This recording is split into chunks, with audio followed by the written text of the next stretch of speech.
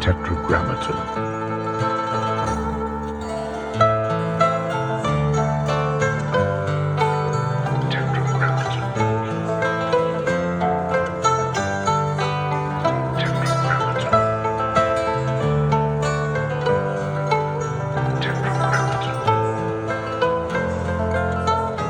I'd originally been offered to do a series about serial killers.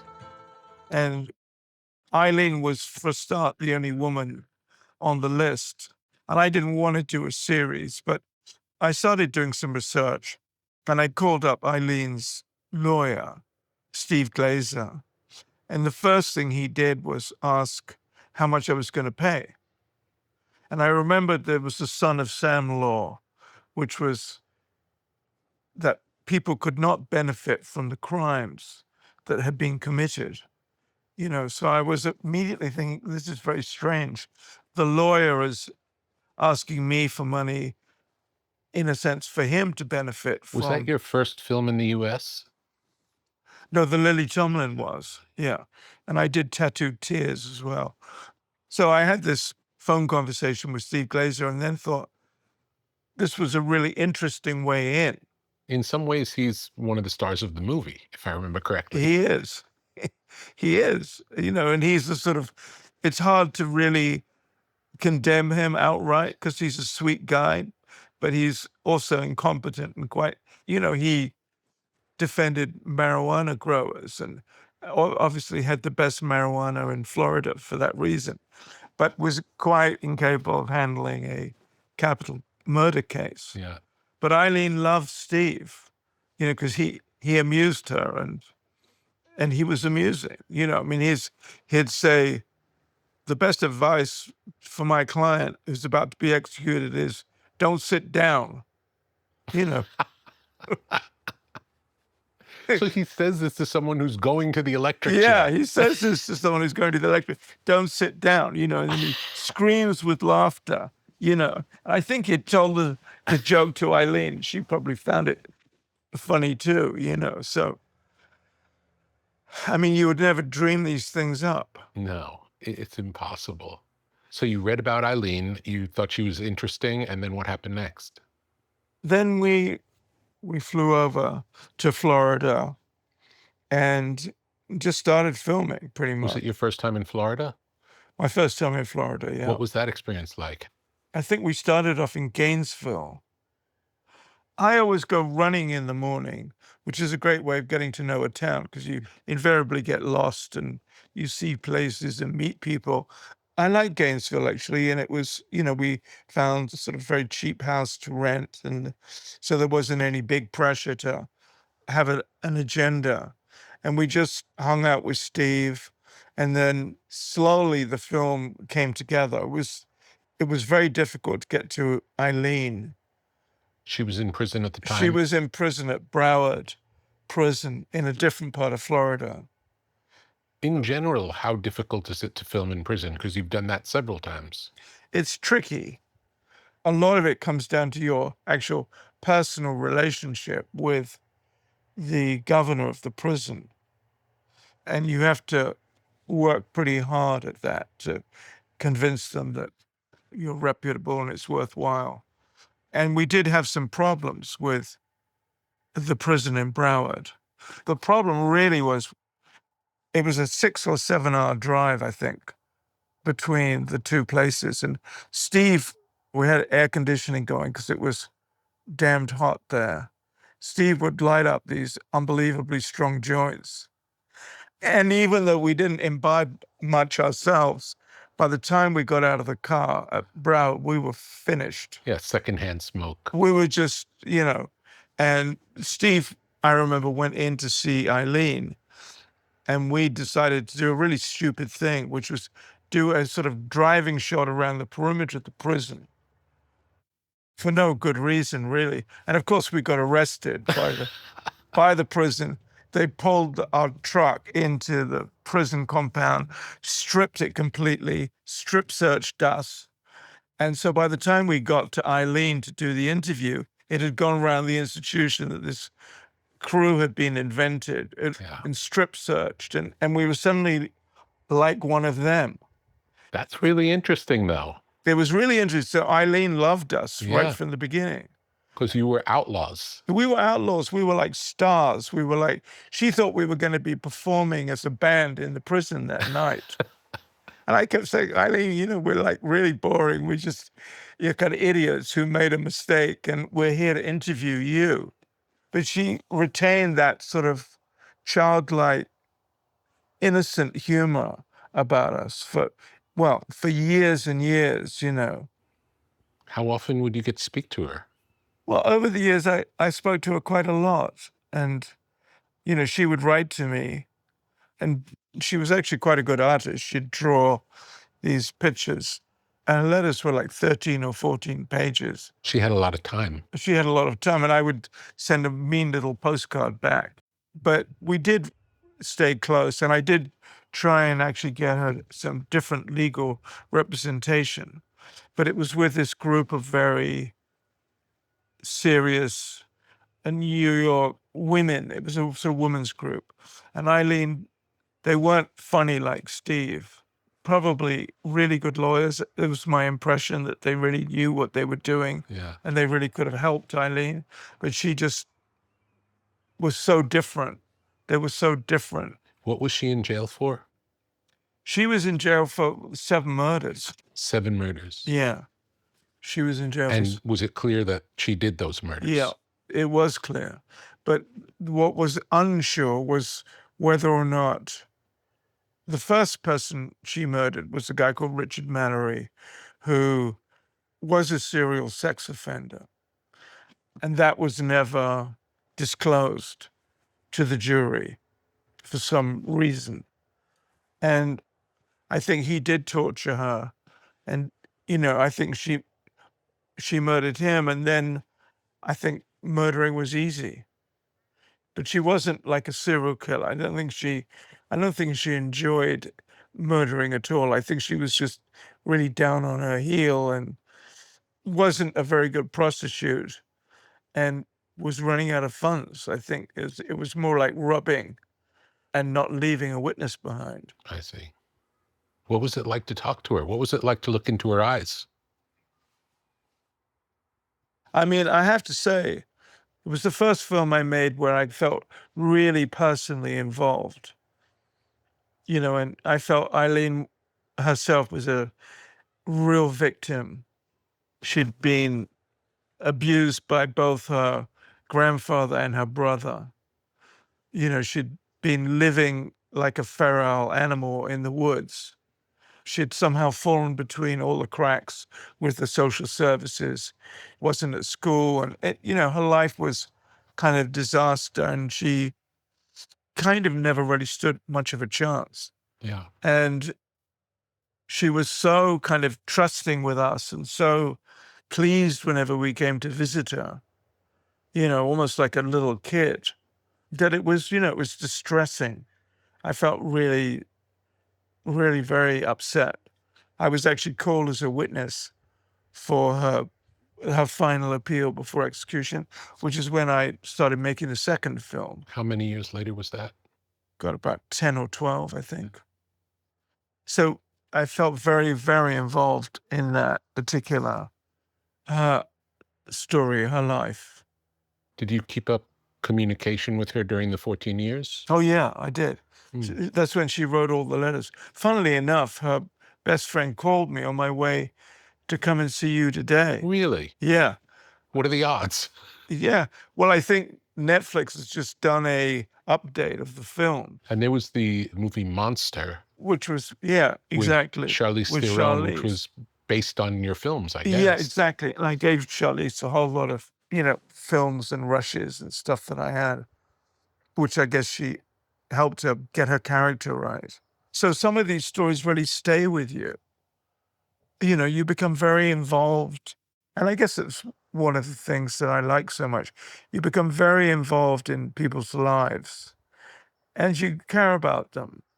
And you stay with this sort of rather strange family of people that you've had very intimate, intense relationships with when you do these films, which you kind of keep all your life, you know, whether it's people who've been in prison or people who were in the army or, you know, people on some of these other films, you know, musicians or.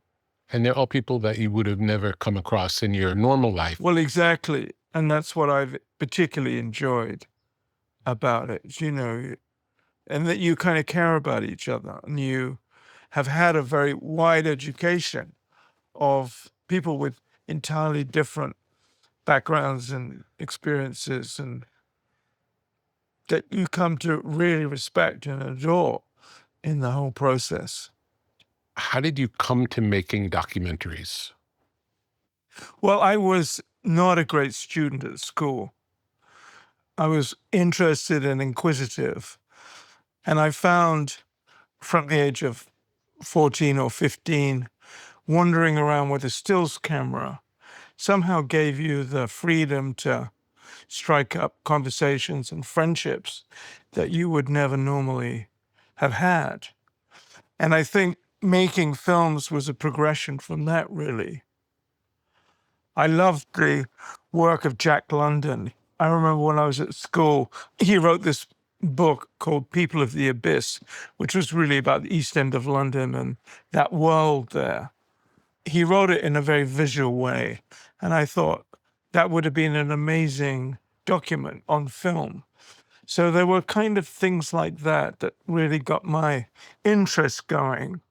I just liked that kind of visual form and the ability to enter completely different worlds and cultures and absorb them.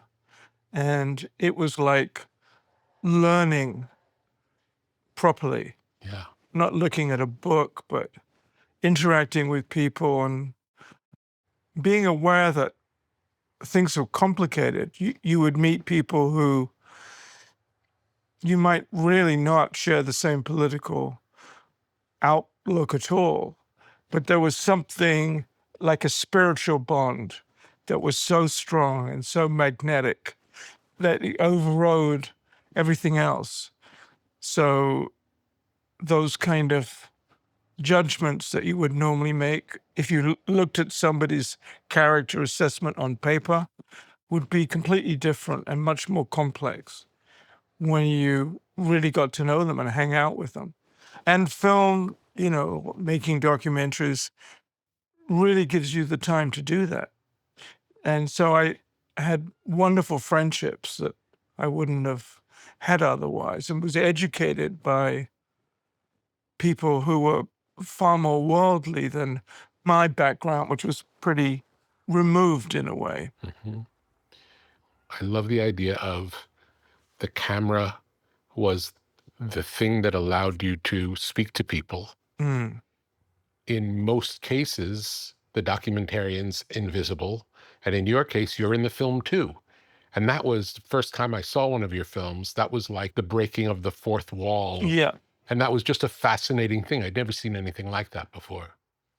I found I've learned more by the sort of semi-disasters that I've worked on than anything else. You know, after several months of hanging my head in shame, you know, and wondering how it had gone so wrong.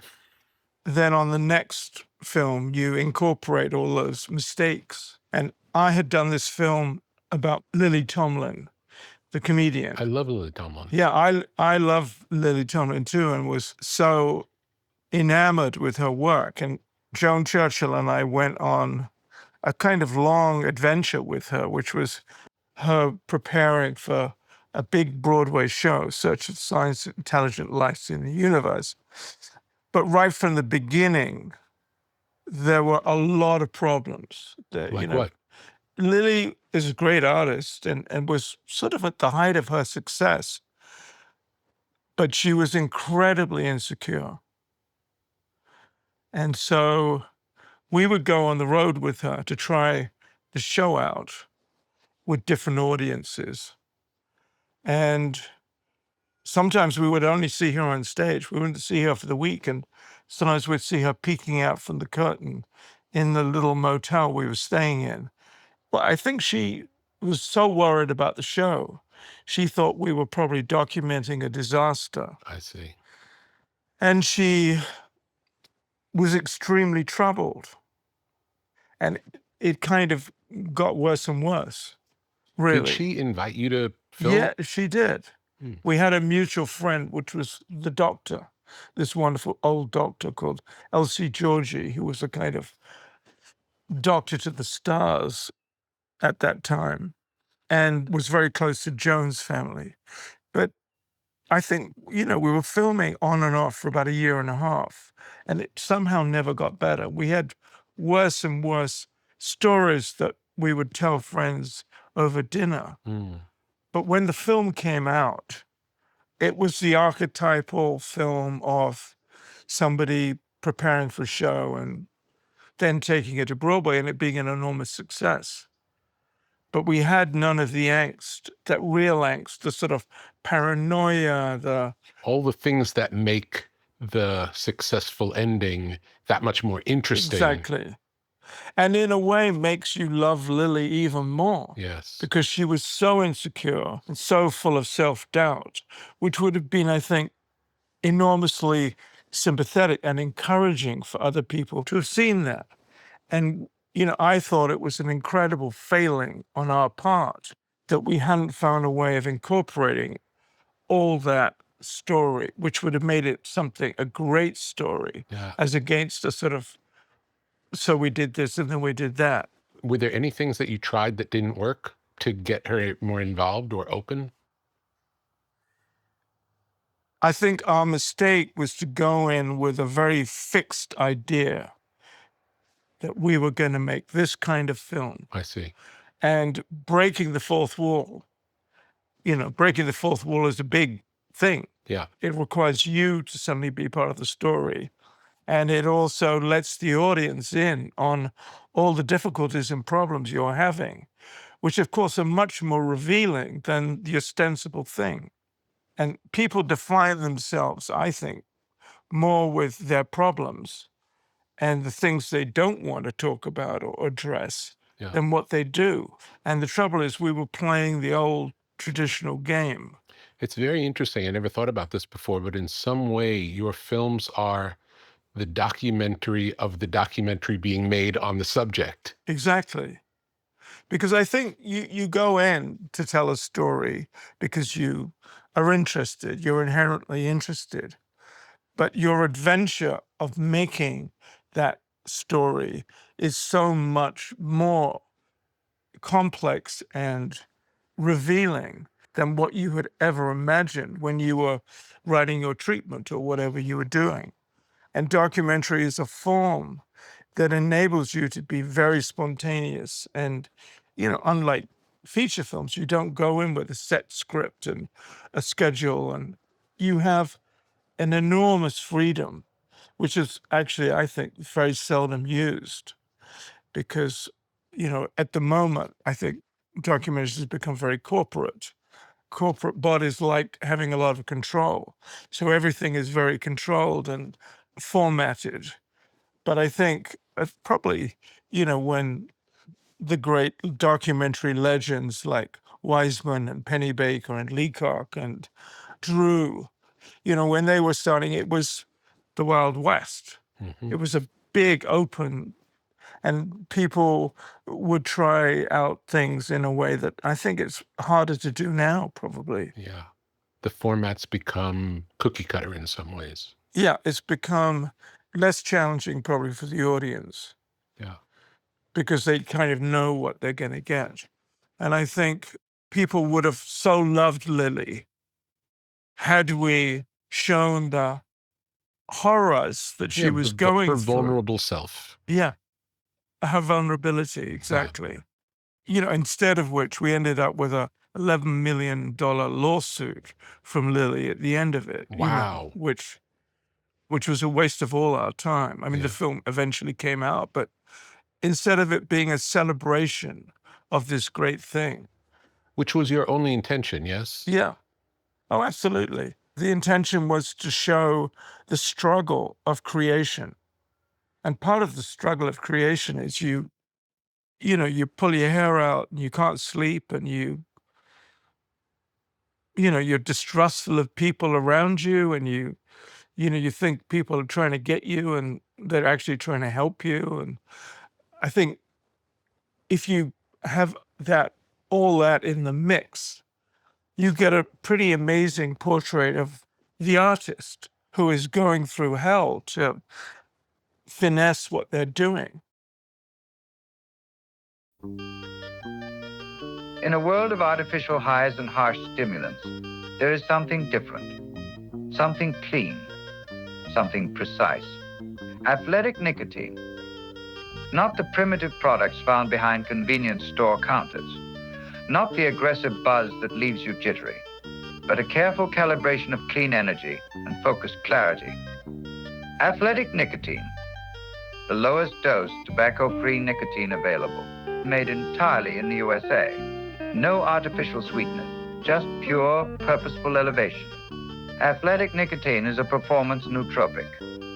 Athletic nicotine is a tool for shifting mindsets. Athletic nicotine is a partner in pursuit of excellence. Slow release, low dose, gradual lift, sustained energy, soft landing, inspired results.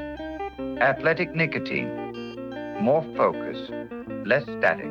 Athletic nicotine, more clarity, less noise.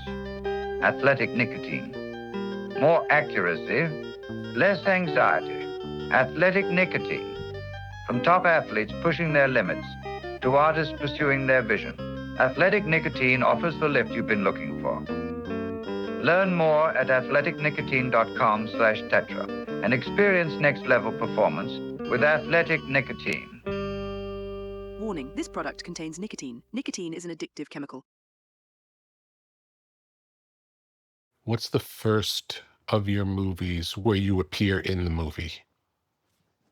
I think probably in terms of accessible, it was a film I made called The Leader, the Driver, and the Driver's Wife. I've not seen that one. Tell me about that one. Well, it was in South Africa, and the leader of the extreme right there, who was had swastikas and so on, was called Eugene Terreblanche, and he lived in this small town called Ventersdorp, and he had a bunch of staunch supporters, all of whom were part of an army, very militant, aggressive, and they believed, they went back to the Bible, and they felt people obviously with white skin were inherently superior to the rest of the people in the town. Was this a democratic place, or was he like a warlord?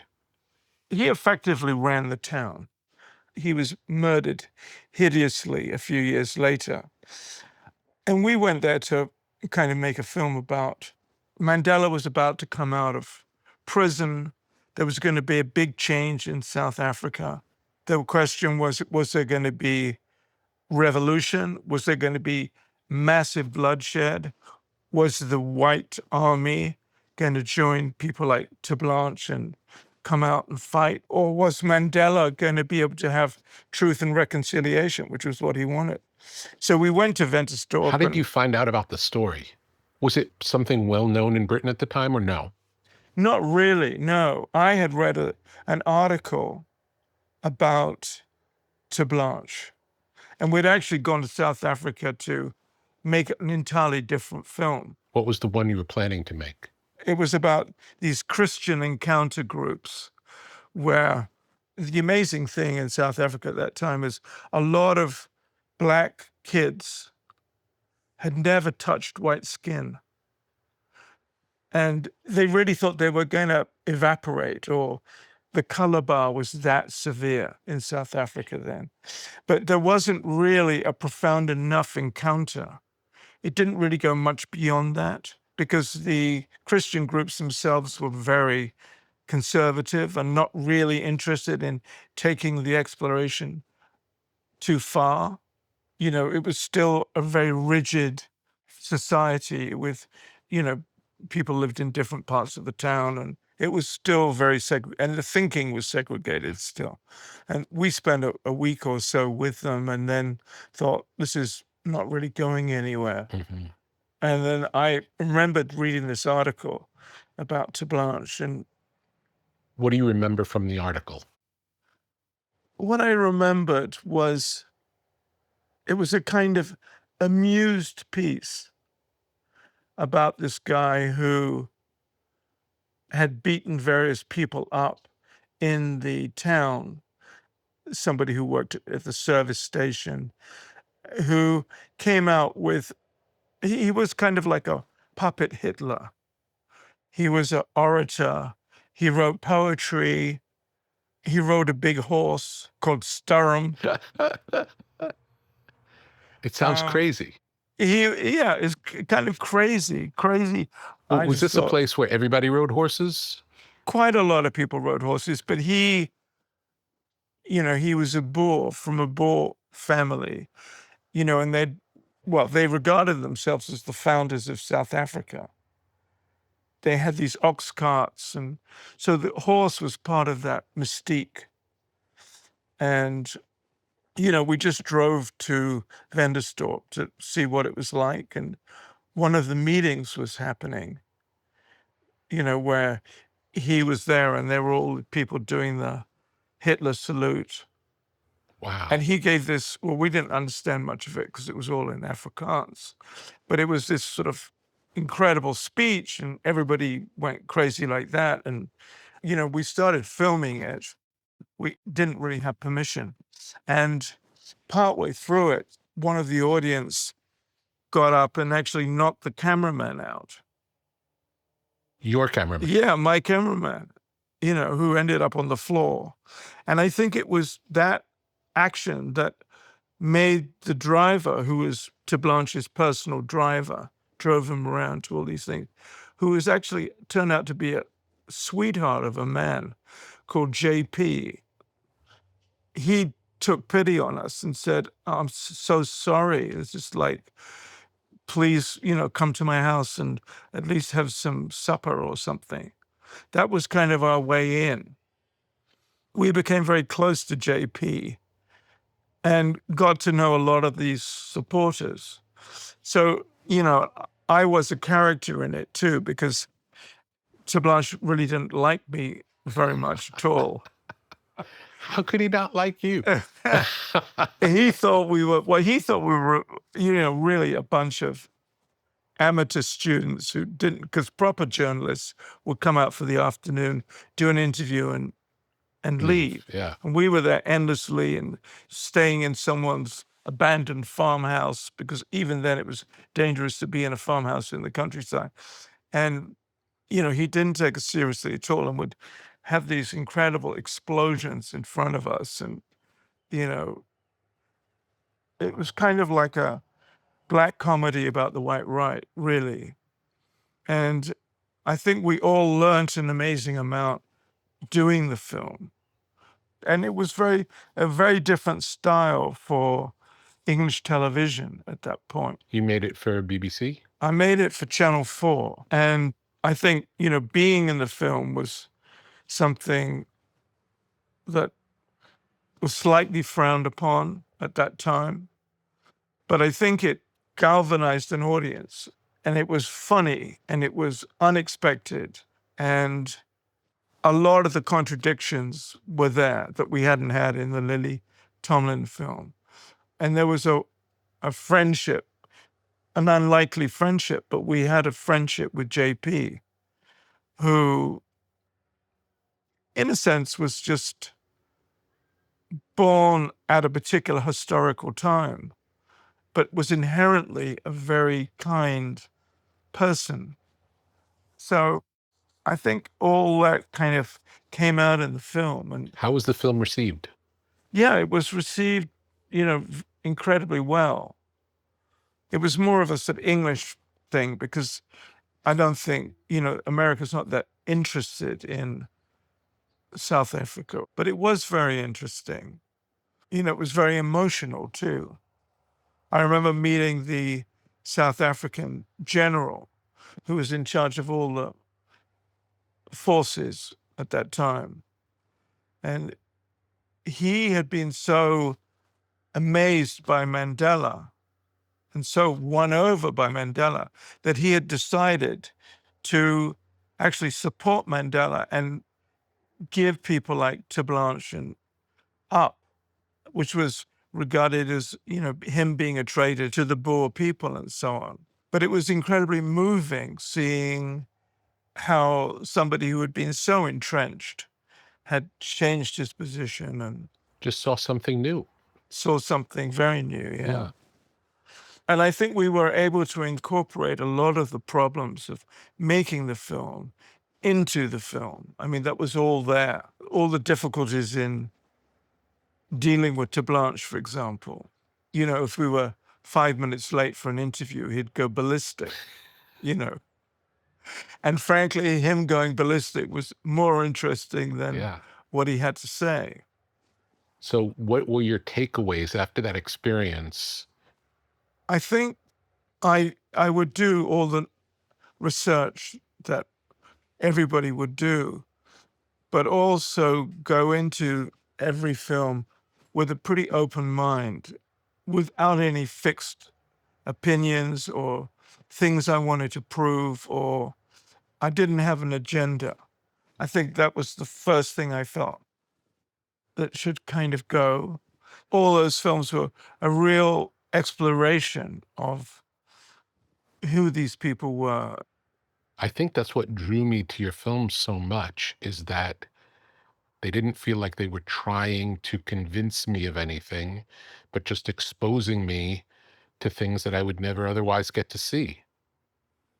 I felt if one could try and mirror the experience of making the film to an audience who would probably never encounter these people in that situation, that would be a wonderful thing to do. For a long time, documentary filmmakers never really declared who they were. So an audience looking at their films never really could assess. There was obviously somebody behind the camera making the film, but they had no real sense of the relationship that existed between the filmmaker and the subject. And so I feel if the audience have that information, maybe they don't like you, the filmmaker, but they can approximate what it would be like to have a relationship with the subject in the film. The first film of yours that I saw was the Heidi Fleiss movie. Right. And I remember I saw it in a small art house theater in downtown Manhattan. And I remember thinking, not only is this great, but I've never seen anything like it. And it was one of the most interesting documentaries I'd ever seen at that time. So tell me about what research you did before meeting her, then about meeting her for the first time, and what that experience was like. Yes, Heidi was having problems about being filmed. So it took a long time to actually film Heidi. We went and saw her. She had a store in Pasadena where she was selling Heidi wear. And I seemed to spend a lot of time rolling up T-shirts and trying to be helpful around the store. You find yourself doing all these jobs, getting lunch for everybody and coffee to sort of, I think, as a filmmaker, you often try and be useful. And so I think Heidi was kind of amused with that. And I think it took a long time actually to get Heidi to agree to take part in the film. There was this whole group of people that Heidi was associated with.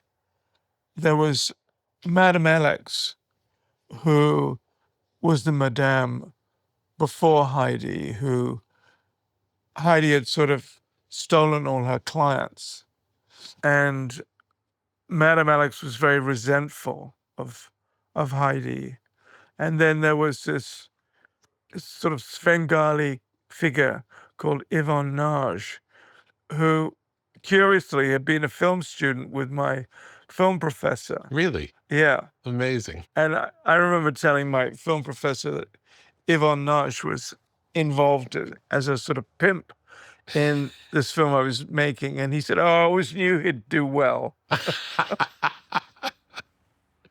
It seems like in your films, the cast of characters are often wilder than the subject. Yeah. I don't know how that works out, but it does seem to be the case. Like, you can make a film about a serial killer and her lawyer is more interesting than she is. And I guess, making these films is very much casting, following the characters that you're really interested in, following characters who, Yvonne Nage was, I think, a very gifted filmmaker at one point in time and had slowly become seduced into this world, believing that he was still the same person. I think maybe that happens a lot in Hollywood, is that you come into town with a whole set of beliefs and values of what you are and what you want to be. And incrementally, you can change into almost imperceptibly, so that 20 years later, you're actually an entirely different creature, although you think you're the same person. And I think that that had sort of happened to Yvonne. He was kind of an interesting but tragic figure. And he and Heidi had this incredibly destructive love affair where they did the most dreadful things to each other. And they were still sleeping with each other. She would put naked pictures of him, paste it on all the cars around the court in Los Angeles when they were all at court together. He would put a hose pipe through her letterbox into her house, sort of flooding the whole bottom of the house. And then I think they were responsible for each other going to prison. It's such a bizarre story. Yeah, I was like, of course, I had no idea. How could you? How could When anybody you went know? in. Yeah. And that was the whole thing. And, I was a character in it. And they used to, he called me a rube. He got more and more annoyed with me, which was kind of interesting. And Heidi would blush, when I said, but Heidi, I've got a log from your front gate indicating that Yvonne is still coming to visit you. It's his car registration. And she'd say, no, Nick, you got it all wrong. You got it all wrong, going bright red. And it was such an adventure making that film. It went on and on and on I couldn't really pay my crew anymore, because it was like 14 weeks, but I didn't have an ending, But it was a wonderful adventure making it, but you have to hang on tight and hope you're not going to lose your mind in doing it, And, and Heidi's still a good friend. Amazing. And she's highly intelligent, Heidi. Now living with these birds in Pahrump in the desert. So much of today's life happens on the web. Squarespace is your home base for building your dream presence in an online world. Designing a website is easy using one of Squarespace's best-in-class templates. With the built-in style kit, you can change fonts, imagery, margins, and menus, so your design will be perfectly tailored to your needs. Discover unbreakable creativity with Fluid Engine, a highly intuitive drag-and-drop editor. No coding or technical experience is required. Understand your site's performance with in-depth website analytics tools. Squarespace has everything you need to succeed online. Create a blog, monetize a newsletter, make a marketing portfolio, launch an online store. The Squarespace app helps you run your business from anywhere. Track inventory and connect with customers while you're on the go. Whether you're just starting out or already managing a successful brand, Squarespace makes it easy to create and customize a beautiful website. Visit squarespace.com/Tetra and get started today. What was the first of the music films you did? Preferably Kurt and Courtney, yeah. How did Kurt and Courtney come about? I think that came from you.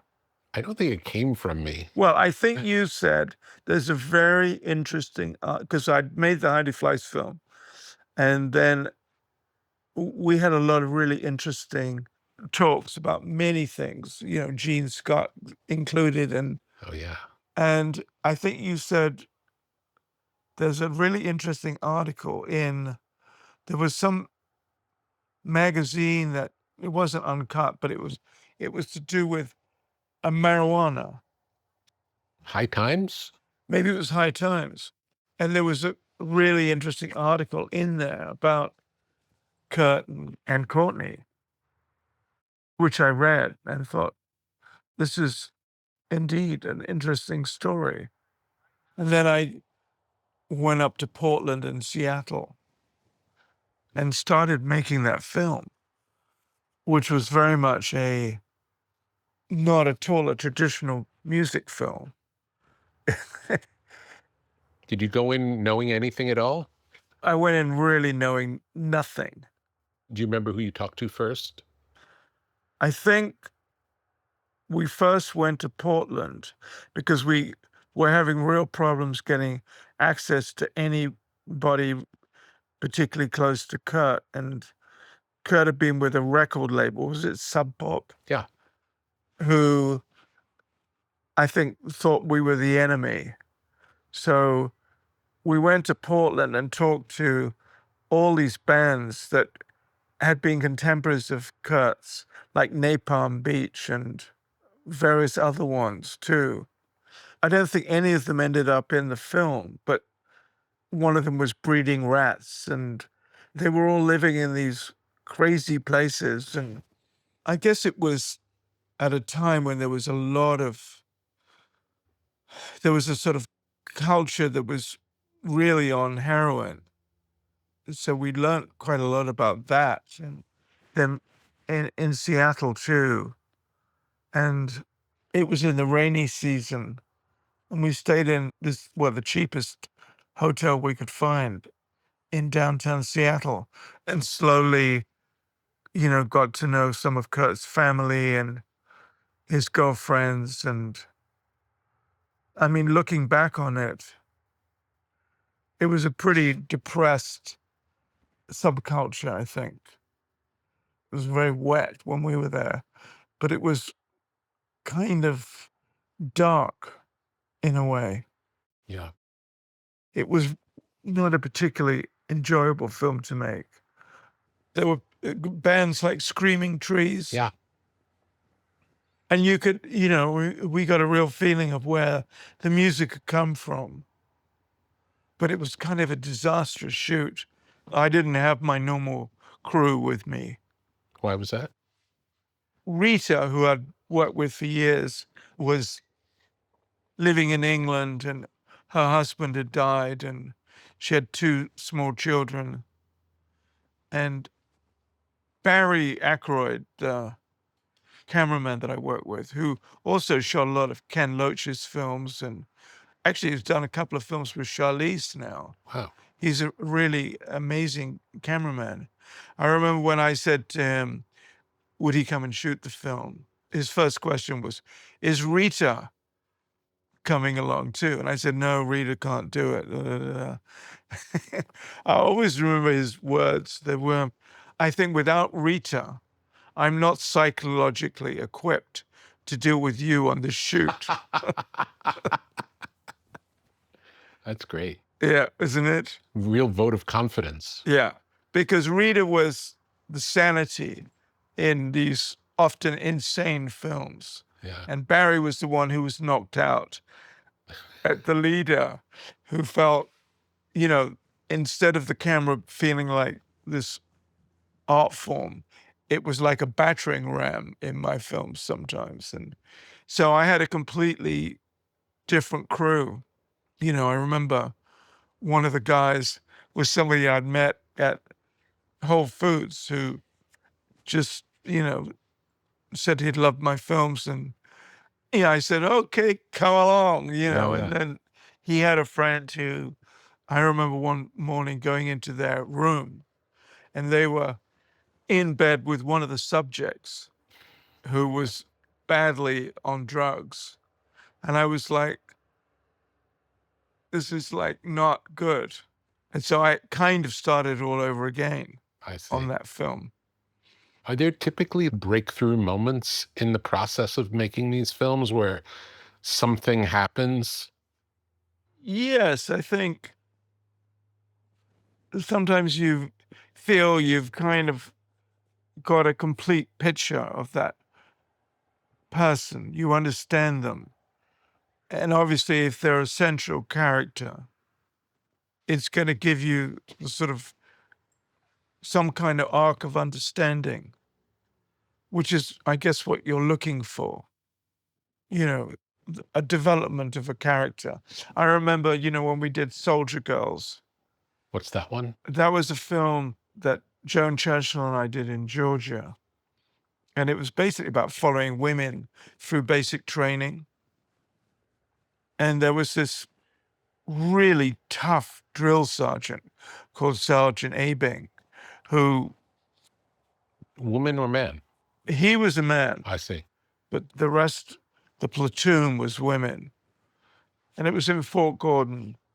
And Abing was just kind of unforgiving, relentless, sort of really didn't particularly like us either, and would march everybody up and down. And then we discovered that he wrote poetry, and he'd never wanted to be in the Marines, but had been kind of forced into the Marines and had been through Vietnam and was, really worried about these women who he said, they're all going to be in communications and they're going to be prime targets in any conflict. The first thing you go for is communications. And he said, these are all little gangbangers and, from some teeny little town somewhere. And they're so unfit and they're so incapable. I feel I've got to get them into some kind of situation where they at least can take care of themselves. So you saw this kind of ruthlessness that he had there was a lot of caring. It was like a tough love kind of thing, It what was you're describing. it was really like a tough love. And then, one would see him with all these various characters. And then I remember at the end of the story, he kind of broke down and said, I don't feel I can love anymore. Wow. I think he'd just been through so much. Yeah. He'd seen so much carnage and everything, and that was incredibly moving. Then when the film came out, I guess the Pentagon, who originally gave us permission, kind of victimized him and sort of sent him off to Belize or some remote spot to do jungle training for 2 or 3 years so that he, the press couldn't get hold of him and he couldn't, as a kind of punishment, which we didn't know about because we tried to get hold of Abing, it was his name, quite a lot, And then Joan was in Idaho several years later and managed to find him.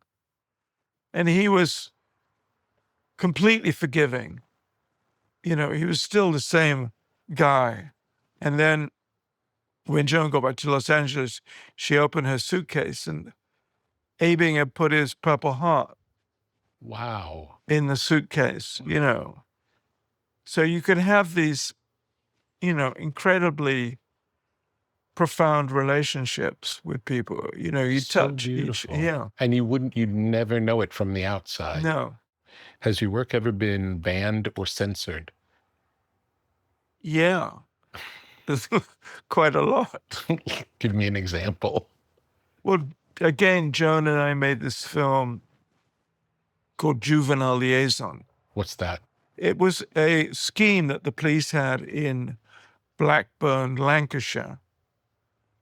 You probably know Blackburn from the Beatles song. Yeah, very depressed area and a lot of families extremely poor, mother or father missing.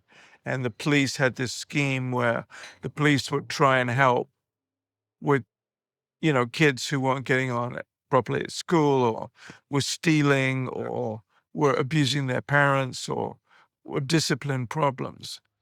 And we shot this film for a few weeks. It was just very standard cinema verite. But some pretty extreme things happened in it, and the police meant well, but they hadn't had any special training. And they would take clearly autistic kids who had maybe stolen a cowboy suit or into the cells, these barbaric police cells, and turn the light out and leave them in there for a few hours to sort of try and horrify them back to behaving properly. Anyway, the film came out and it was immediately pounced on by some members of parliament and shown at the House of Commons as an example of this terrible scheme. And the police managed to get the film banned. Wow. And the people in the film all got victimized again. Obviously they had originally put us with who they thought were the greatest juvenile liaison officers. But when the film came out, they kind of fired them and made their lives difficult. Terrible. So that you kind of learn that, when you're doing those kind of institutional films, institutions, rather than reform or change things, will generally point to the individual. Just blame people. And blame people. Yeah. Yeah. And shift the blame onto the people and off of themselves. Exactly. I see.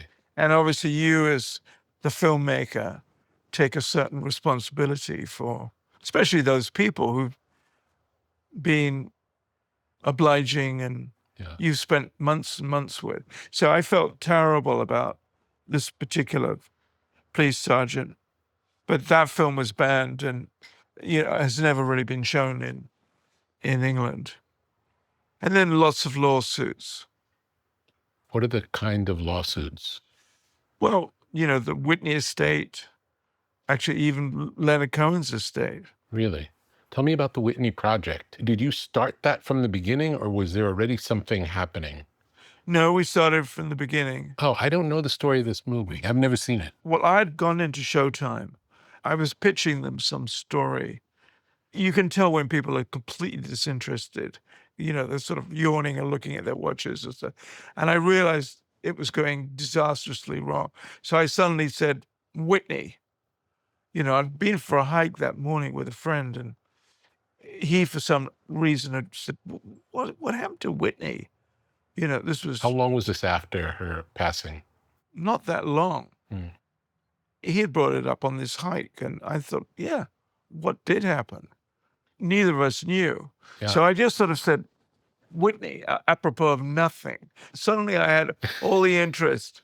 You know what I mean? And 10 minutes later, I had a commission. I knew nothing. Nothing. That's a great Not even her story. music. Yeah. And then what's the first thing you do after that? Well, sort of try to at least listen to the music and get someone to tell me something about the story. Who were the characters in that story? Well, it was, I guess, Bobby Brown, her parents, Sissy, her mother, the conflict with the father, her brothers who had turned her onto crack, Bobby Brown, who had been blamed for turning her onto crack, but had in fact not. Mm. And then Clive Davis, who had created this mythical figure of Whitney Houston, who was sort of like black royalty, who was this entirely different person who, when she didn't live up to his creation, was then kind of disparaged and looked down on, and had this terrible legacy of Whitney Houston when she was an entirely different person. Wow. Who had grown up in in Newark, which at that time was pretty tough, and was also supporting this enormous family of dependents who were all kept her on the road and kept her playing, even though she really didn't want to, and her voice was damaged and, she couldn't hit the notes anymore. That was kind of where it went, There was very little footage that we could get. One of her bodyguards told me about somebody who had shot a film that had never come out. He was Austrian and was now working on cruise ships or something. We spent about months and months trying to find him, and eventually got a hold of this guy called Rudy Dolezal, who had indeed shot with Whitney for a year. The footage had never come out. Wow. We bought this other film. What was that footage like? It was pretty beautiful. It was beautifully shot. It was great footage, but it lacked the story. Often you can have great footage, but if you haven't got a story, there's no context. It was incredibly helpful. And I remember, we called it, Whitney, Can I Be Me? And I think she had a strong sense of who she was. She used to be called Nippy when she was growing up. And all her close friends called her Nippy, which was completely different from Whitney, the Clive Davis creation. Yeah. And apparently on her rehearsal studios, she'd written this sign, Can I Be Me? Because she wanted to do completely different kind of music. She wanted to do much more sort of soul, much Music more she liked. black music. Yeah. And she was being forced into doing So this other pop. kind of music. Yeah. And also she didn't own any rights over her music. So it was all of that that ended up. And, although I never met Whitney, I felt an incredible sympathy and support for her, having started knowing absolutely nothing, And I think a lot of storytelling is finding that identification and sympathy for people and telling their story in a way that creates empathy. I feel like you're always respectful of whoever it is in your movie. You just show them. I hope so. It feels like that. Feels like that. And it's rare where so much of the things that we watch are telling us what to think. Yeah. Also, I think everybody is full of, the human condition is one of failings and things that could be better. Yeah. And everyone is full of blemishes, which I don't know. I mean, I don't think it's interesting to tell stories that don't have contradictions or don't have different views of that person. It's not what life is like. Yeah. Life is filled with contradictions and things don't fit perfectly and things don't always make sense. More often than not, they don't make sense. And I guess newspaper articles, maybe someone gets a week or two. Yeah. But documentaries, you sometimes get the better part of a year. Yeah. So you can go into things in real depth. And I think it's the gray areas that are often much more interesting than anything else. Like Victor Blanche's Driver, who would come out with the most incredible racist statements that would kind of make your hair stand up on end. At the same time was an incredibly kind, endearing person who I think had known nothing else when he'd been growing up, Was the Whitney movie the first one that used a lot of archival footage? It was actually. From a technical standpoint, how is that different? It was much more of an editing exercise because when I was shooting everything, I was constructing the story as I was going along, the narrative.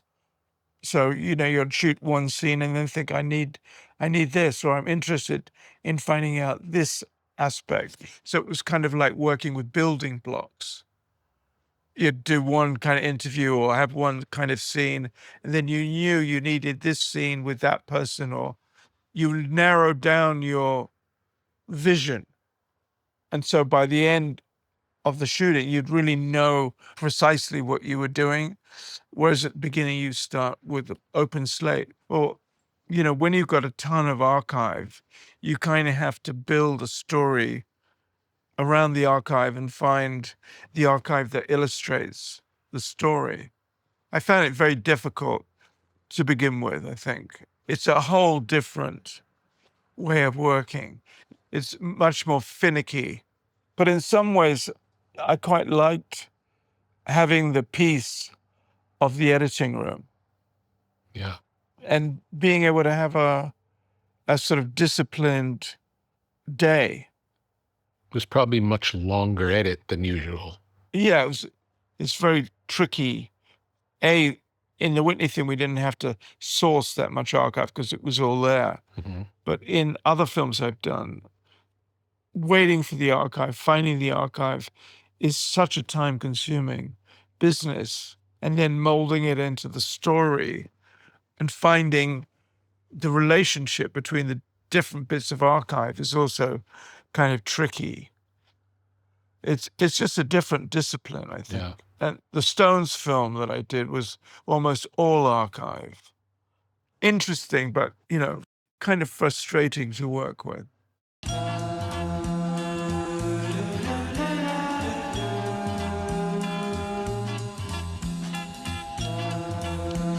LMNT, element electrolytes.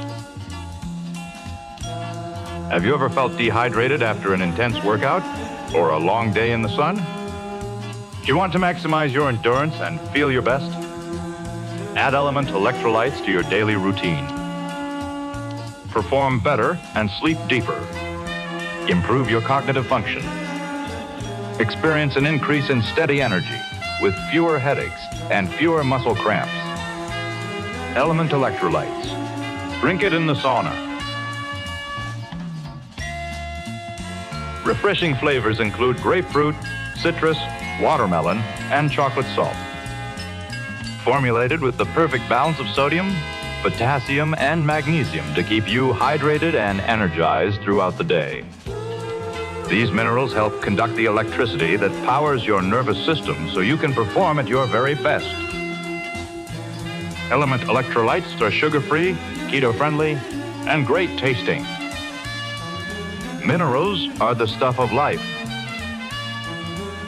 So visit drinklmnt.com/tetra and stay salty with Element Electrolytes. LMNT.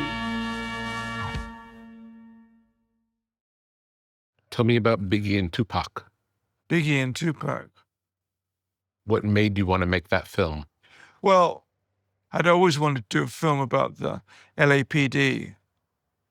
And there was this police officer, Russell Poole, who was alleging that Biggie had been killed by these LAPD police officers who had an allegiance with Suge Knight and Death Row Records. And I met with him a few times. Where did you hear that story? I think I probably saw an interview with Russell Poole on television. I see. And then I went and met with him a few times.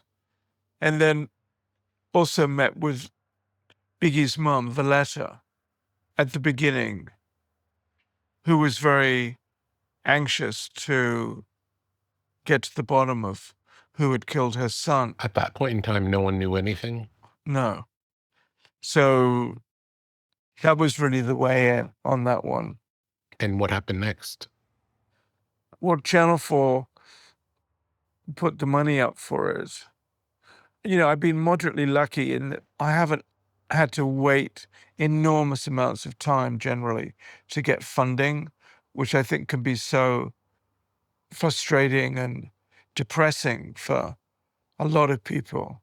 It's also allowed you to make a lot of films. Yeah, and which it's is great. allowed me to make a lot of films. So we got the money pretty quickly.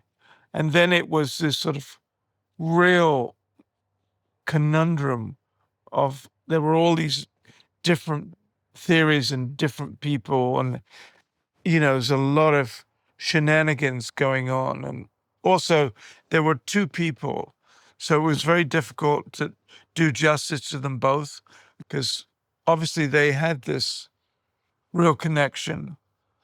Tupac had helped Biggie a lot at the beginning, and there was this kind of sort of weird rivalry or misunderstanding developed between them, which was so tragic that these two people who started off with a lot of love and were incredibly similar. I mean, obviously, size-wise, they weren't very similar, but they were both unbelievably talented students. They were both sort of A-grade students. Tupac went to the Baltimore School of the Arts, which is a pretty amazing place. And Biggie was, at this private school and writing this incredible poetry. And so they gave each other a great deal. And then they were sort of overtaken by these other forces, which obviously emanated in some way from their own situations. I think, Tupac was always kind of looking for a father and a greater meaning in life and enjoyed the bravado of Suge Knight and all this posse of kind of gang members and stuff. And of course, Biggie was singing about it, but it was a kind of love story that ended in complete tragedy. Both of their talents were manipulated for other reasons. You originally wanted to make a film about the LAPD.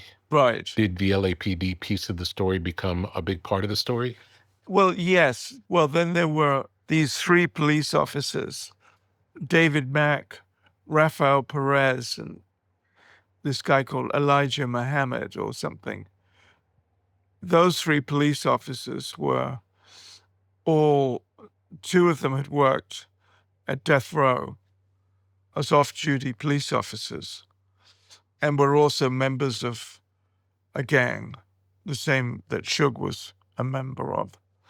David Mack was subsequently convicted of a bank robbery and sent down. And Rafael Perez was all involved in the Rampart scandal. So they were kind of up to their neck in stuff. And I remember interviewing this very funny woman who was both their girlfriends at one time. I don't know exactly what they got up to, but she was pretty hilarious. So there were a lot of, again, complicated characters. I mean, I guess, the two main characters in it was the portraits of Tupac and Biggie. And we did find a lot of material that had never been seen before. And how do you go about doing that, finding archival that hasn't been seen before? A lot of the Tupac stuff was from his friends, his family, same with Biggie. There were friends of his who had shot material, but it's a real time-consuming needle in the haystack time. It's a lot of people who claim to have stuff that they haven't got, and then they want to charge you the earth for it. This is their one moment of fame and opportunity. So it is difficult. Did you get to interview Suge? Yes. How was that? It was amusing in a way. He was in Mule Creek State Prison. And you got permission to film him in prison? Well, it's complicated. Again, it was finessing a relationship with the governor. I see. And in Mule Creek State Prison, you can get permission to film the institution in general, but not to film a specific prisoner. So you go up there. My normal crew didn't want to come because you have to sign and put your address in the prison logbook. And they were all like, are you kidding? Because we got all these threatening messages from death row before saying, we don't want you to do an interview and piss off. And then when they heard we were going, it was like, what hotel are you staying in? What plane are you coming? You know, all this horrible stuff. So anyway, we got there and you had to sign a waiver, I remember, saying that if you, in the unlikely event that you were taken a hostage, that you had no objection to your kneecaps being shot out. No kidding. You have to sign that for real. Yeah, you have to sign that for real. I saw my erstwhile cameraman sort of turn green. You signed it happily.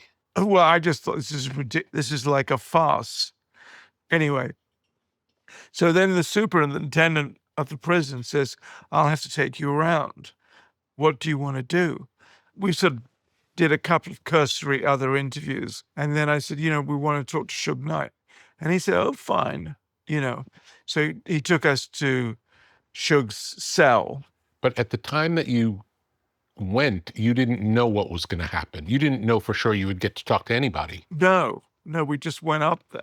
We had permission to film in Mule Creek, but we didn't know. Did they know what the topic of what you were filming was about or no? I think they might have done.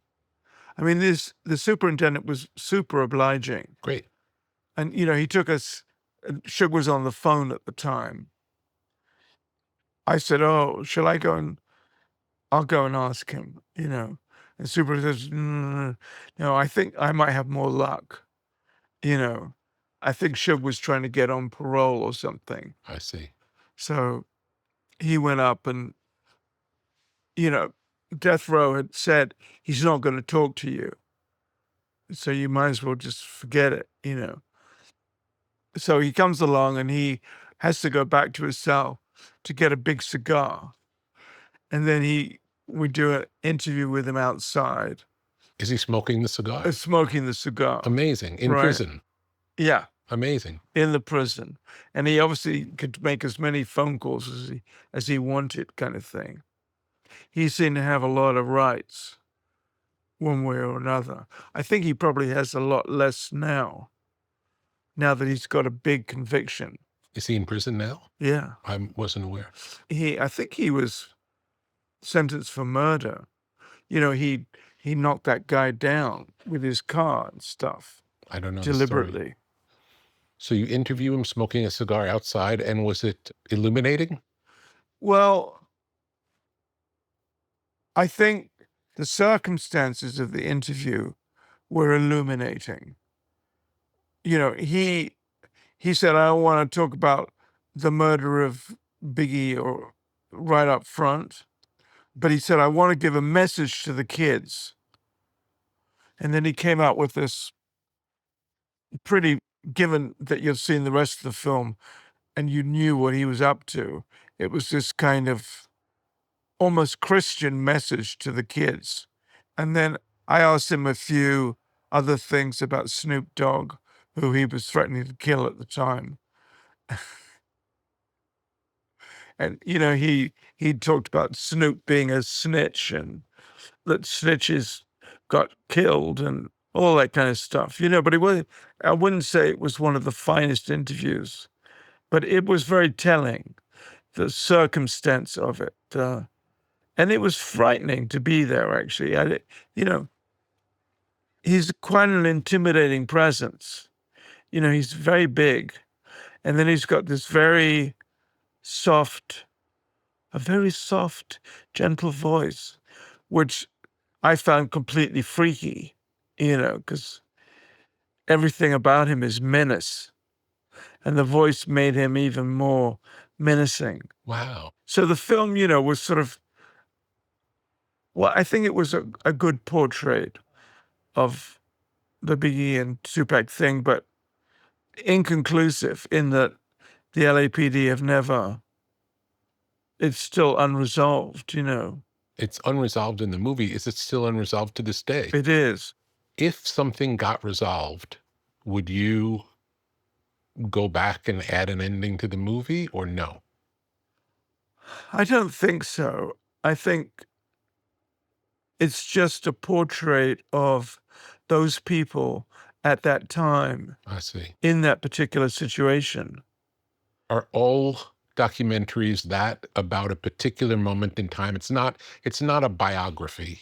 It's something else. Well, I mean, I guess there's lots of different kinds of documentary.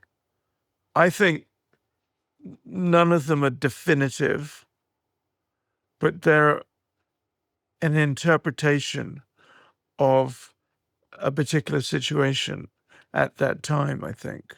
I think they're kind of historical documents, a lot of which I don't think you'll be able to probably make anymore now. Why do you think? I think things are much tighter. I think there was a sort of magical notion of freedom of the press, which was super respected, particularly in this country, when I first came here. And I don't think that exists anymore. When do you think it changed? I think it changed in the Iraq War. There was nothing like the freedom that the press had in Vietnam, where they could go everywhere. And then there was the deliberate bombing of, what was that particular news outlet? It had Arabic funding. Al Jazeera Al Jazeera. was bombed? Yeah. I don't know the story. Yeah, there was deliberate, on the part, I think, of the U.S., deliberately taking out Al Jazeera in various places. I think that was sort of the beginning of the Probably end. Julian Assange as well. Exactly that, and the other guy, Snowden. Yeah. Yeah. And now there's the whole fake news thing has made everyone crazy. What was tracking down Maggie? That was, by the time Margaret Thatcher was forced to resign, I don't Minister. know anything about Margaret Oh, Thatcher. In America, we're not taught to look past the boundaries of Right. this Yeah. country. Well, she was best friends with Ronald Reagan. And the same way that Ronald Reagan was deified by the Republican Party, Margaret Thatcher was by the Conservative Party.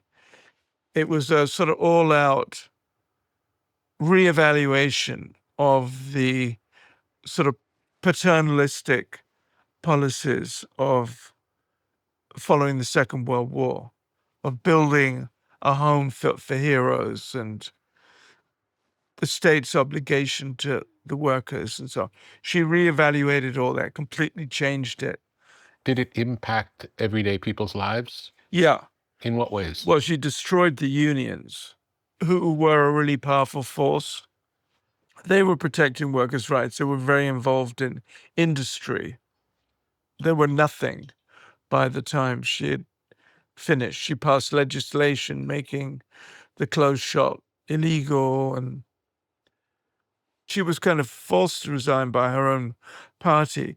And then she went on a book tour with this book she had written. Was she popular or unpopular in Britain? She was, I would say, pretty unpopular by that time. Mm-hmm. And she was so unpopular in the Foreign Office that I was able to get her schedule all the way across America.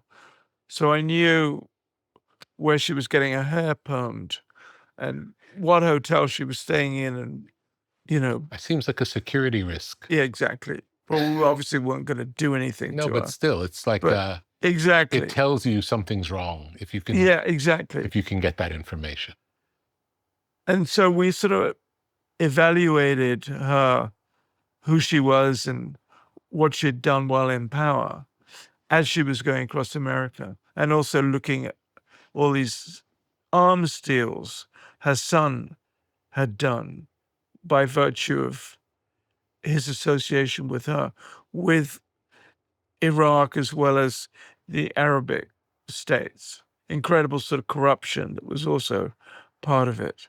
And we were just sort of following her across America and talking to all these secret agents from Mossad and other places who had done deals. You know, they sold night vision spectacles to Iraq and various chemical weapons and all that kind of stuff. But it was kind of an alarming film because we realized after a while we were being followed, which was an unpleasant feeling. Was this for Channel 4 as well? This was for Channel 4, yeah. How was that film received? I don't think it was the greatest film. Mm. I think it was a good idea. But again, it wasn't sort of definitive. It was a reevaluation of her. I didn't love the film. And I remember it was incredibly difficult to edit, to get a story to really work. Was in it just the nature of what it was, or was there anything you could have done in retrospect to improve it? I think it begged for a proper conversation with her, which we never got. And it was not possible to get. No, we tried really hard. Mm. She had a few journalists that she would talk to, and that was it. But I think, in a way, that payoff wasn't there. I see. In a way that I think if we hadn't got Suge Knight,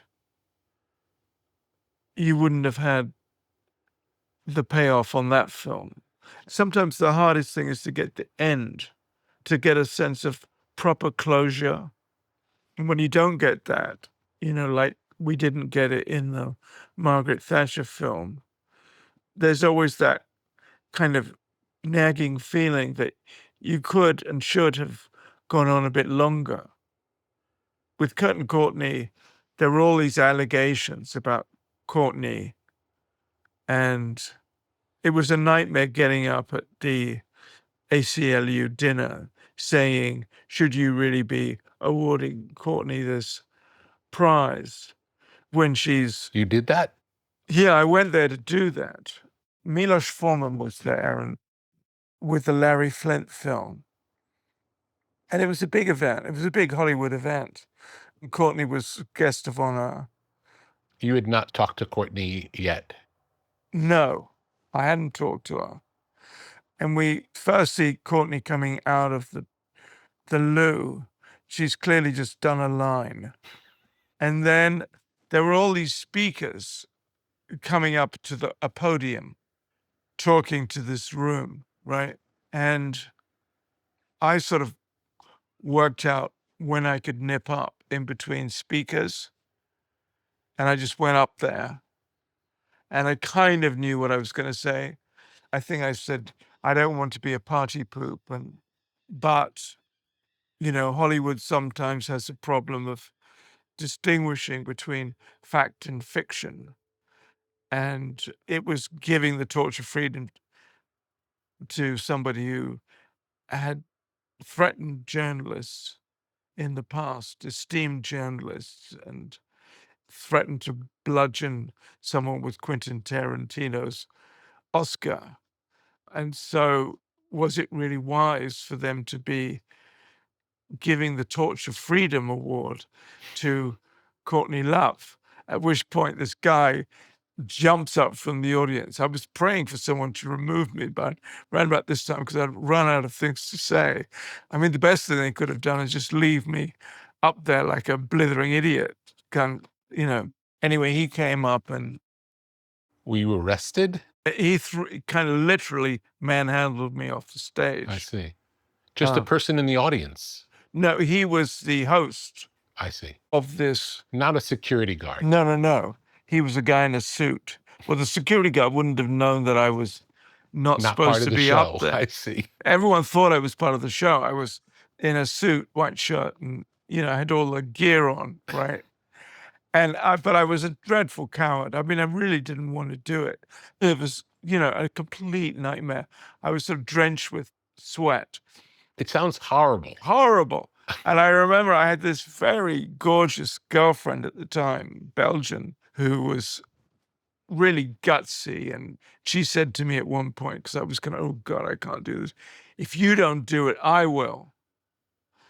And I was like, so shamed. I finally got up and did it, right? You know, so I was just beside myself with horror and shame. And I remember my agent, I was speaking to him the next day, and he said, "Did you hear about that idiot who got up at didn't know it was me at all? Did you hear about that idiot who got up and did it, you know?" And I said, "Dan, it was me." And he went, "No, no." I was that idiot. Yeah, I was that idiot. That was me. Yeah. Anyway, That's yeah. amazing. But I did have the ending. I then Yes. had the ending. Yes. So you can tell how, you know, and I'd run out of money to pay the crew or anything. So it was like, it was painful going up there, but it was even more painful not having an ending, Yeah. you know. Yeah.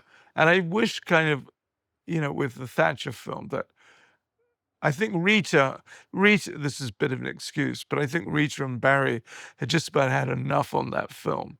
I've been dragging them all around America, and they just wanted to go back to their families and Yeah. have a bit of, you know. Do you ever get tired of it when you're doing it, or are you like excited by the chase of it all? I guess I feel you get one shot, really. Yeah. You're not going to be doing this film again.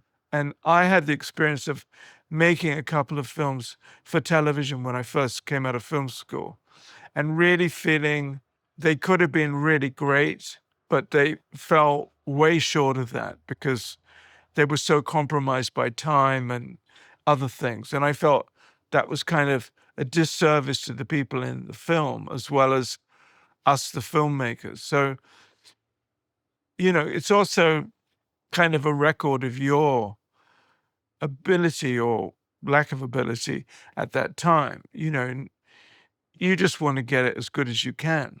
Is it as much fun for you now as it's ever been? I think so. I think some of my films, the later films, have been more archival, and they're more of a riddle. You know, it's the riddle of finding the story that will ring with an audience who can identify with it. You know, I think one does change over sure. the years.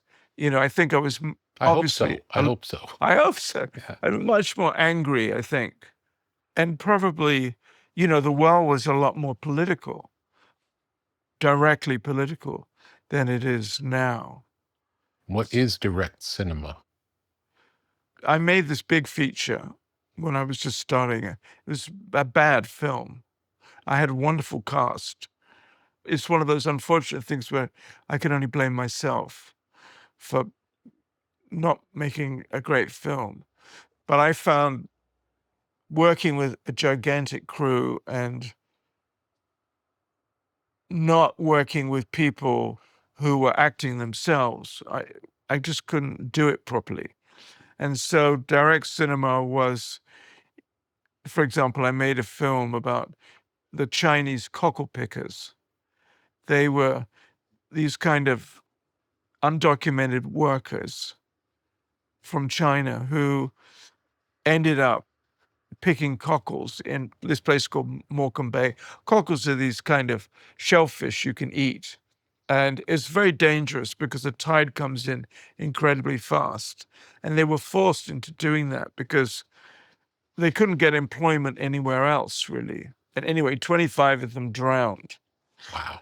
There's one particular night. And I did a film about them, and I got the same kind of Chinese from the same part of China who were in England, who were living in these houses with gangmasters to basically act themselves. And then I did the same thing. You recreated the historical event with other people playing the people. Yeah.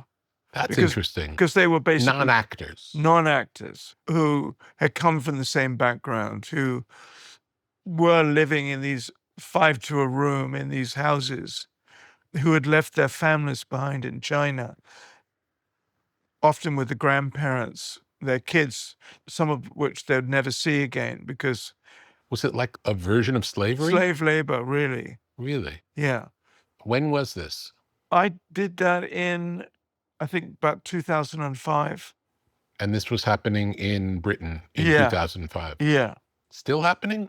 I would imagine. Wow. I would imagine. And you get incredibly powerful performances because they're kind of not performances because they haven't got their kids. So if they're acting the part of somebody who hasn't seen, often you cast somebody who doesn't have their kid, Yeah. and a gangmaster who, the same kind of gangmaster, What's a gangmaster? somebody who rounds up the people, puts them all in the house, charges them rent every week to stay in the house, and gets paid, and then doles out the wages, and sort of also probably drives them to work and, runs the house. And then I did the same thing with American Marines in Iraq, and it was shot in Jordan. And it was around a particular incident called Haditha. And there were these incredible naval reports that indicated exactly what had happened, which is basically these Marines had killed, I don't know, 20 or 30 completely innocent Iraqis Why? because an IUD had gone off, killing one of them in a Humvee, and they were looking for the terrorists who'd done the bomb, and they were called Kilo Company. And previous to that, in Haditha, they'd been at this other town where they had basically, the American army had said, everybody's got to leave this town by such and such a time. And if they don't, we'll kill everybody in the town, which they'd done. So Kilo Company had the experience of literally killing anything that moved. Pets, people, children, old people, anybody who stayed behind in that town was killed. Then they went to Haditha, and one of the sergeants or whatever said, clear those houses. And, there were kids and old people, and they were all killed. And they claimed that there'd been shots fired from the houses. But it was a complex story, really, because, most of these Marines were 17 or 18. They were Kids themselves. They were kids, and they had been trained in a particular way to react, kind of zombie-like. Yeah. So we got the Marines to basically act out how they'd been. And we built barracks for them. And then we recreated this little hamlet of houses. How did they feel about recreating something like this? Absolutely okay. Really? Yeah, because a lot of them had, they had really no respect for the Iraqis anyway. And this is what they did. I mean, it was all too familiar to them. They had been trained to shoot and ask questions later. They killed the enemy and spare no one. Wow. So the film very carefully showed their training and their mindset that had been programmed. It really is showing the problems with the system. Yeah. The villains were not the killers in this case. So, no, they were absolutely not. It was the system that created this situation. Yeah. And then the villagers were caught in between the terrorists who were laying the IEDs and the American army. They were obviously being threatened by both sides and were just trying to raise families, and they didn't have a political allegiance. And so they, of course, were aware of where these IEDs were being planted because they would see it happening.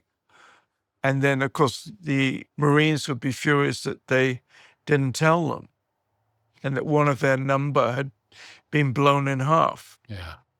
So we did that. And I was very pleased with the outcome on the incredible. It was very emotional, very, Where did that show? Well, it was on Netflix. As you can imagine, didn't go down enormously well in America, Yeah. in cinemas and stuff. We had a screening at the Aero, and I remember the manager, it was a fist fight at the end of Wow. some of the Marines were there, and people would so, patriotically not believing this could happen.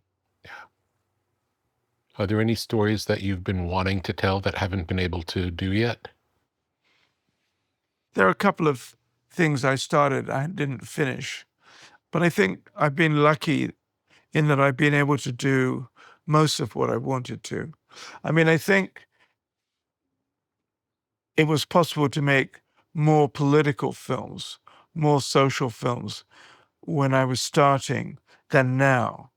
I think now you're kind of looking at true crime and maybe music if it's big enough. But, the documentary market is pretty disappointing, I would say. It's not pioneering and looking for new ways of storytelling or interesting new kind of subject matter. Do you think of yourself as an investigator? Yeah, I always saw myself as a kind of Clouseau, more than, bumbling around. Yeah. Tell me about the business side of filmmaking. How does that work? Well, the model I used for a long time was the British TV stations are much more risk-taking than here. So I would get the initial funding from BBC or Sky or Channel 4 to get the film going, and then generally shoot the film and edit the film and then sell it in the US. But I think that model has kind of gone because most of the streamers want to own and commission the product that they're doing, and they're not buying in the same way that they were. So if you're not very careful, you can end up with a very costly film which you're going to end up having to finance if you don't get someone on board. I think the difficult thing is you can obviously waste an awful lot of time trying to gather the funds to start the film, but it's very risky now to start the film without having complete funding up front. And from British television, they would not fund the whole film. It's too expensive. I see. I mean, particularly if there's archive of music.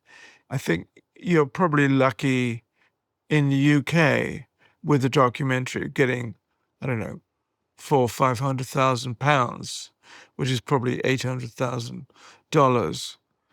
Whereas, you probably need double or treble that, probably. Hasn't technology brought down the cost of making things, or no? No, because you spend more time in post. I see. Post is much more expensive now than it was before, and it's just more complicated. And then everybody wants everything delivered in so many different formats that the delivering in the formats costs a fortune. Do films you make change you?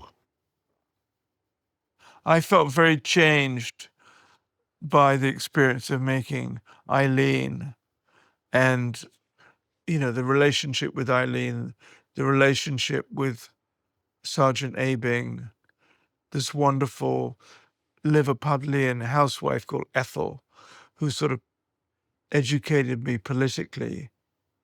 I think the people in the films that you value and have relationships with change you quite a lot. They open doors and show you things you didn't realize before, and in a wonderful way, I think.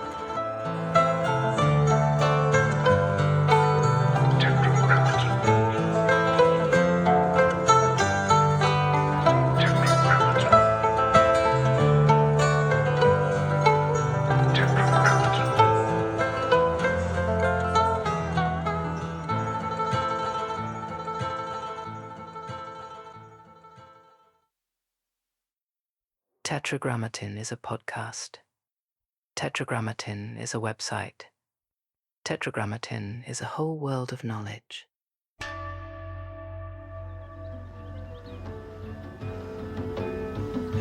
What may fall within the sphere of Tetragrammaton? Counterculture? Tetragrammaton. Sacred geometry? Tetragrammaton. The avant-garde? Tetragrammaton. Generative art? Tetragrammaton. The tarot? Tetragrammaton. Out-of-print music? Tetragrammaton. Biodynamics? Tetragrammaton. Graphic design? Tetragrammaton. Mythology and magic? Tetragrammaton. Obscure film? Tetragrammaton. Beach culture? Tetragrammaton. Esoteric lectures? Tetragrammaton. Off-the-grid living? Tetragrammaton. Alt spirituality? Tetragrammaton. The canon of fine objects? Tetragrammaton. Muscle cars? Tetragrammaton. Ancient wisdom for a new age. Upon entering, experience the artwork of the day. Take a breath and see where you are drawn.